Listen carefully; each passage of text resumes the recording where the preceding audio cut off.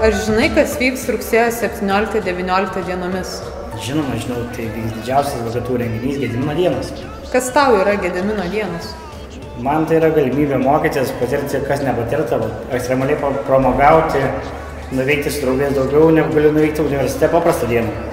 Gedimino dienos, ko gero, yra tas festivalis, ta šventė, kuri kiekvienam VGTU studentui turėtų reikšti labai daug. Ir man, kaip ir eiliniam VGTU studentui, labai daug reiškinti yra. Tai yra didžiausia mūsų šventė, mūsų dienos, kada mes įrodom, kaip mes mokam save parodyti ir pašiau gerai.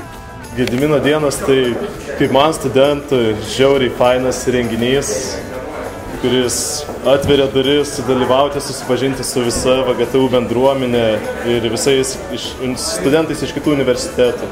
Tai yra visų studentų ir ne tik studentų supažindinimas su Gedimino technikos universitetu ir parodome, kaip mes mokame ir linksmintis, ir mokytis. Gedimino dienos didžiausias VGTU renginys. Ar žadai jame sudalyvauti? Būtinai. Kodėl? Dėl to, kad tai vienintelis renginys, kuris taip vienyje visą akademinę bendruomenę ir galėsim pasimatyti ne tik su savo draugais, bet ir su visais administracijos darbuotojais. Tai kokias veiklas pati žadėjai išbandyti Gedimino dienų metu? Tikriausiai visas, kurias tik įmanoma. Tikiuosi spėti. Visų pirma, tai bazaras. Ateit, pasižiūrėti, ką veikia kiti, kaip atrodo kiti, pažiūrėti, kaip atrodo mūsų studentai, mano fakulteto. Gal kažkas smagaus nusipirkti, kažkas smagaus pavalgyti. O toliau tai faktas, kad uždaromasis renginys ir paradas lygiai taip pat. Kebabų varžybos, krepšinio varžybos, kvokerio varžybos ir dar kitų. Didžiausio apsikabinimo rekordą siekime kebabų valgymo varžybose, krepšinio turnyre. Apsilankysiu Lilo koncerte.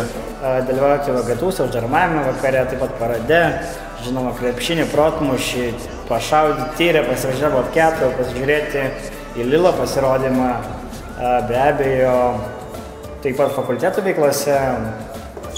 Galbūt nuveikti kažką daugiau ir tikrai manau, kad nemokamai beveik atsigerti alaus prie universiteto.